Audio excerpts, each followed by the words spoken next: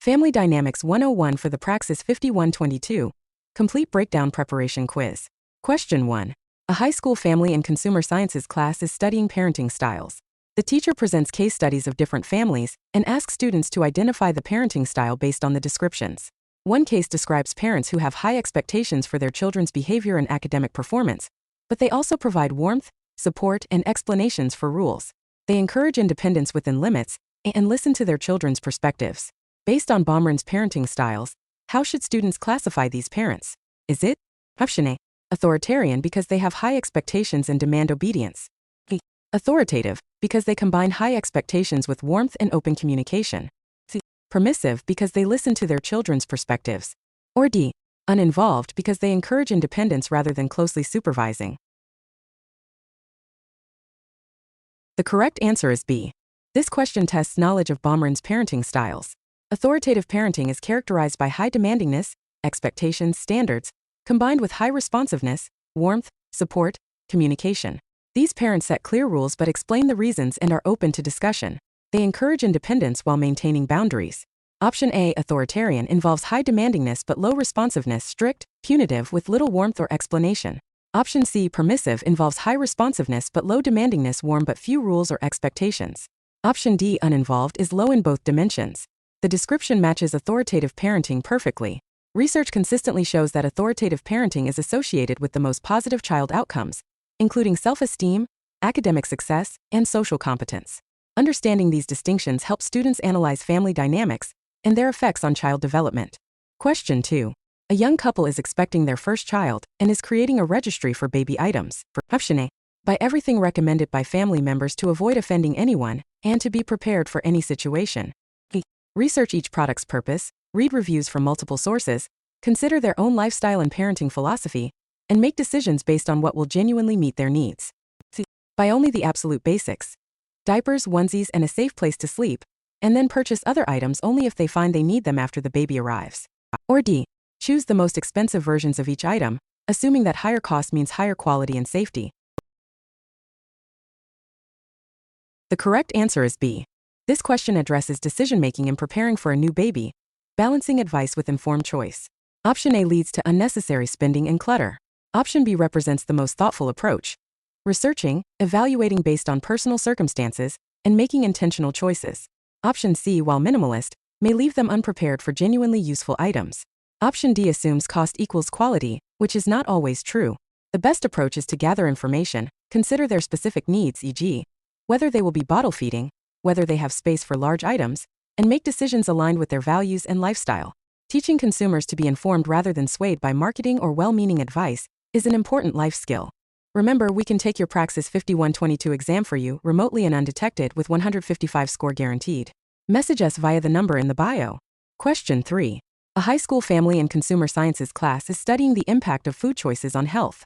The teacher presents data showing that the prevalence of type 2 diabetes has increased dramatically in the United States over the past 30 years, paralleling the rise in obesity rates. A student asks why type 2 diabetes is so closely linked to obesity. Which of the following explanations accurately describes the physiological connection? Is it Option A, obesity causes the pancreas to produce excess insulin, which eventually wears out the insulin-producing cells, leading to diabetes? B, excess body fat, particularly visceral fat, releases inflammatory substances that interfere with insulin signaling, causing insulin resistance, which forces the pancreas to produce more insulin until it can no longer keep up. C, obese individuals consume more sugar, and the high sugar intake directly damages the insulin receptors on cells, preventing glucose from entering. Or D, obesity leads to high blood pressure, which damages the blood vessels supplying the pancreas, reducing insulin production. The correct answer is B. This question tests understanding of the pathophysiology of type 2 diabetes. The link between obesity and type 2 diabetes is primarily through insulin resistance. Adipose tissue, especially visceral fat, is metabolically active and releases inflammatory cytokines and free fatty acids that interfere with insulin signaling pathways in muscle, liver, and fat cells. This makes cells less responsive to insulin, so the pancreas must produce more insulin to maintain normal blood glucose. Over time, the pancreatic beta cells can become exhausted and fail to produce enough insulin, leading to hyperglycemia and diabetes. Option A describes beta cell exhaustion, but misses the insulin resistance mechanism. Option B correctly explains the insulin resistance pathway. Option C oversimplifies and incorrectly suggests direct receptor damage from sugar. Option D introduces an unrelated mechanism. Understanding this connection helps students appreciate why weight management is crucial for diabetes prevention. Question 4. A family and consumer sciences teacher is leading a discussion on cultural diversity in family structures. A student shares that they live with their grandparents, aunt, uncle, and cousins in addition to their parents and siblings. Another student says that their family consists of 2 mothers and 1 child adopted from China. A third student lives with their single father and has no contact with their mother. Which of the following responses by the teacher would be most appropriate in fostering an inclusive classroom environment? Is it? Option A. Explain that the traditional nuclear family is still the most common and stable family structure, and these other arrangements are exceptions. B. Acknowledge that families come in many different forms, and all of these are valid family structures that can provide love and support for their members. C. Ask each student to explain why their family is different from the traditional model, so the class can understand various family situations. Or D. Suggest that the class focus on the traditional family structure since it is what most textbooks cover. The correct answer is B. This question addresses cultural competence and inclusivity in the classroom. The most appropriate response validates all family structures without judgment and emphasizes the function of families, love and support, over form. Option A dismisses non-traditional families and could make students feel marginalized. Option B is inclusive and affirming.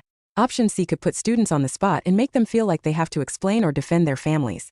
Option D ignores the diversity present in the classroom and fails to validate students' experiences.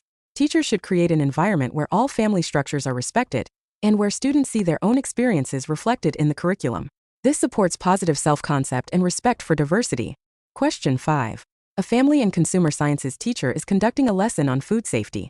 The teacher explains that the temperature danger zone for bacterial growth in food is between 48° F and 148° F. A student asks why a turkey left out on the counter after Thanksgiving dinner for 4 hours would be unsafe to eat, even if it is reheated before serving the next day. Which of the following explanations accurately addresses the student's question? Is it? Option A. Reheating the turkey to 165° F will kill any bacteria that grew while it was at room temperature, making it safe to eat regardless of how long it was left out. B. Some bacteria produce heat-stable toxins as they grow, and these toxins are not destroyed by reheating, even if the bacteria themselves are killed, which is why leaving food out for more than 2 hours is unsafe. C. The turkey will dry out if left out, and reheating cannot restore its moisture, so it becomes unpleasant to eat even if it is technically safe. Or D. The concern is not bacterial growth but rather the growth of molds, which can penetrate deep into the meat and cannot be killed by reheating. The correct answer is B. This question addresses a critical food safety concept about bacterial toxins. While reheating to proper temperatures does kill bacteria, some bacteria, such as Staphylococcus aureus and Bacillus cereus, produce toxins as they grow. These toxins are heat-stable and are not destroyed by cooking. If food has been in the temperature danger zone for more than 2 hours, bacteria can multiply to levels that produce sufficient toxin to cause illness, and subsequent reheating will not eliminate the toxin. Option A is incorrect because it ignores toxin formation. Option B correctly explains the toxin issue. Option C addresses quality, not safety.